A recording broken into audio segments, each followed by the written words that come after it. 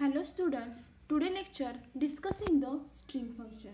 There are so many string functions available in Python.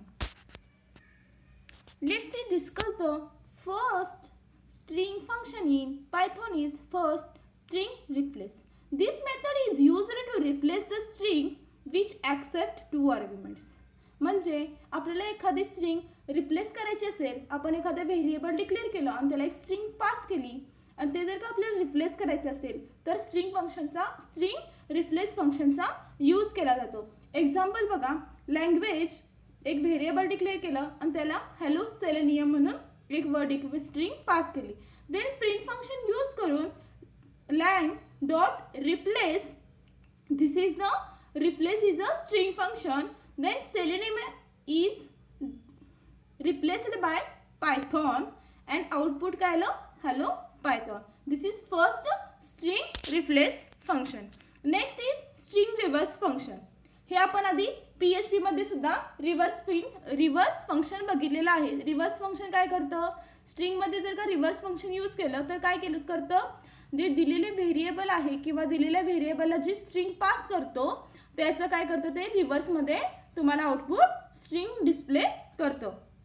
Example, language is equal to Python, then print dot join reversed. Join is also string function in Python, reversed lang. Output काय आलं, पायथॉनचं reverse output तुम्हाला इथे display झालं. Next आहे string join. This method returns the string concatenated with the elements of it table.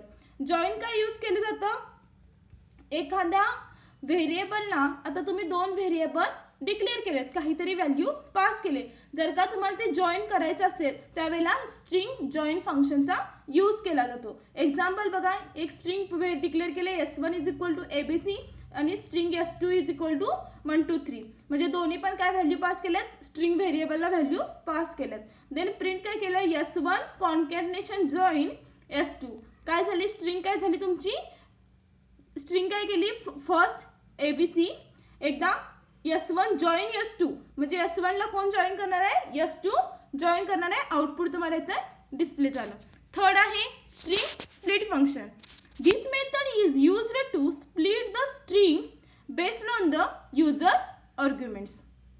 म्हणजे एखाद्या टेक्स्टला तुम्ही जेव्हा व्हॅल्यू पास करताय किंवा स्ट्रिंग व्हेरिएबल, एखाद्या व्हेरिएबलला स्ट्रिंग जेव्हा तुम्ही डिफाईन करताय, ती स्ट्रिंग डिफाईन केल्यानंतर प्रिंट फंक्शनचा यूज करून आपण काय करतो, ती टेक्स्ट काय करतो, स्प्लिट करणे. स्प्लिट करणे म्हणजे काय, एखाद्या एक वाक्य तुम्ही एक डेफिनेशन डिफाईन केले, प्रत्येक वर्ड त्याचं सेपरेट करायचा आणि ते तुम्हाला आउटपुट इथे डिस्प्ले करायचं. This is the string split function.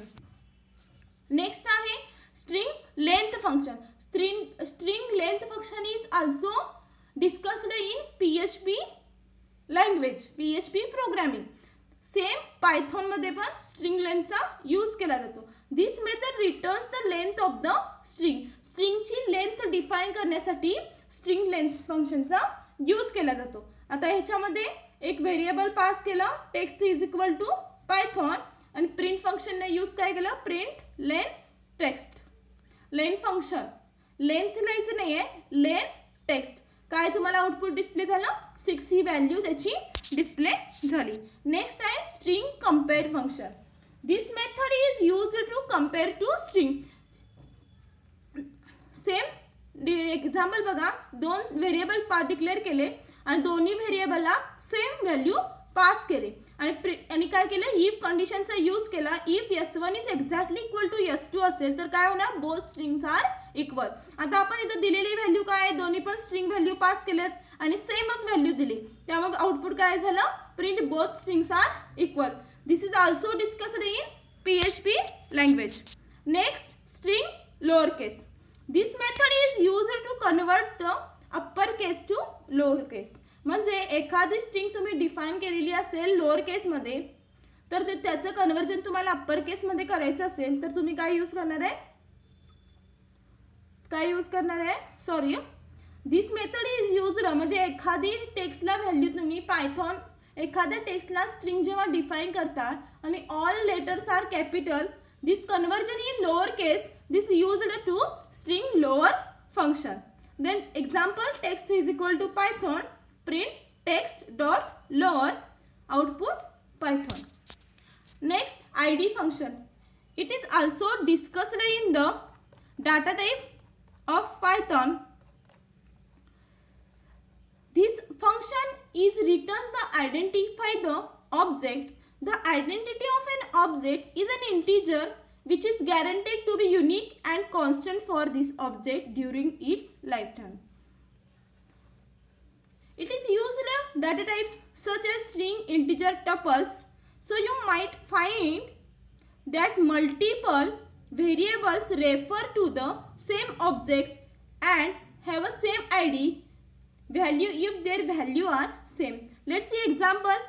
आपण काय व्हॅल्यू पास केले, a is equal to 10, b is equal to 10, c is equal to 11 and d is equal to 12.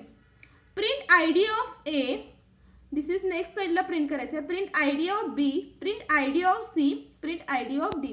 इथे काय केले आपण, दोन व्हेरिएबलला सेम व्हॅल्यू पास केले. जर का दोन व्हेरिएबल आपण वेगळे वेगळे पास केले असतील आणि जर का त्याला व्हॅल्यू सेम पास केली तर त्याची आयडी काय आहे ती सेमच तुम्हाला डिस्प्ले होते.